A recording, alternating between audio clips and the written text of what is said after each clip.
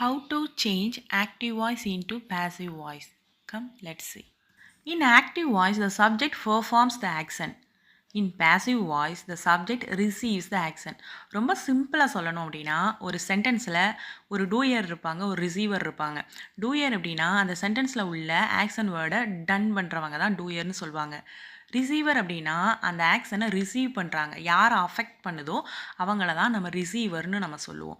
So எப்போவுமே ஒரு டூயருக்கு அதிகமாக இம்பார்ட்டன்ஸ் கொடுத்து ஒரு சென்டென்ஸ் வந்துச்சு அப்படின்னு சொன்னால் அது ஆக்டிவ் வாய்ஸ்னும், டூயிங் திங்ஸை ரிசீவ் பண்ணுற அந்த சப்ஜெக்ட்டுக்கு வந்துட்டு அதிகமாக இம்பார்ட்டன்ஸ் கொடுத்து வர்றது பேசிவ் வாய்ஸ்னும் நம்ம சொல்லலாம். ஃபர்ஸ்ட் ரூல் என்ன அப்படின்னா, interchange the subject into object and object into subject.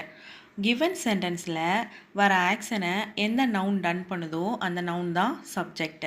எந்த நவுன் அந்த ஆக்ஷனை ரிசீவ் பண்ணுதோ அதுதான் அந்த சென்டென்ஸோட ஆப்ஜெக்ட். ஸோ நம்ம பேசிவ் வாய்ஸாக மாற்றும் பொழுது அப்படியே சப்ஜெக்டை ஆப்ஜெக்டாகவும் ஆப்ஜெக்டை சப்ஜெக்ட் உள்ள பிளேஸ்லையும் அப்படியே நம்ம இன்டர்சேஞ்ச் பண்ணிக்கணும். இதுதான் ஃபர்ஸ்ட் ரூல்.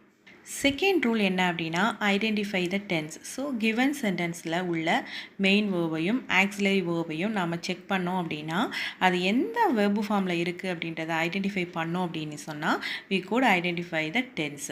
ஸோ நீங்கள் ஐடென்டிஃபை பண்ணினதுக்கு அப்புறம் இந்த நீங்கள் ஸ்க்ரீனில் பார்க்குறீங்க இல்லையா, இந்த டேபிளில் வர மாதிரி அந்த டென்ஸை வந்து நம்ம சேஞ்ச் பண்ணணும். ஃபார் எக்ஸாம்பிள் ப்ரெசன்ட் டென்ஸ் வந்துச்சு அப்படின்னு சொன்னால் ப்ரெசன்ட் டென்ஸ்க்குரிய பி வேர்ப்ஸும், பாஸ்ட் டென்ஸ் வந்தது அப்படின்னா பாஸ்ட் டென்ஸ்க்குரிய பி வேர்ப்ஸும், கண்டினியூஸ் வந்துச்சுன்னா பீயிங்கும், பர்ஃபெக்ட் டென்சஸுக்கு பீனும் ஆட் பண்ணணும். எப்போவுமே ஞாபகம் வச்சுக்கோங்க, பேசிவ் ஃபார்மில் main verb third form of the வேர்பில் தான் வரும். அது எந்த டென்ஸாக இருந்தாலும் பரவாயில்ல, பேசிவ் ஃபார்மில் மெயின் வேர்ப் எப்போவுமே தேர்ட் ஃபார்ம் ஆஃப் தி வேர்பில் தான் வரணும். நெக்ஸ்ட் ரூல் பார்க்கலாம். சப்ஜெக்டை ஆப்ஜெக்டாக நம்ம மாற்றும் போது அந்த ஆப்ஜெக்ட் வந்துட்டு ப்ரனவுனில் தான் இருக்கணும். இந்த ப்ரனவுனுக்கு வந்துட்டு ஒரு டேபிள் இருக்குது, நீங்கள் ஸ்க்ரீனில் பார்ப்பீங்க. ஐ அப்படின்ற நவுன் வந்து மீ அப்படின்னும், வி அப்படின்றது அஸ்ஸுன்னும், யூ அப்படின்றது யூன்னு தான் மாறும்.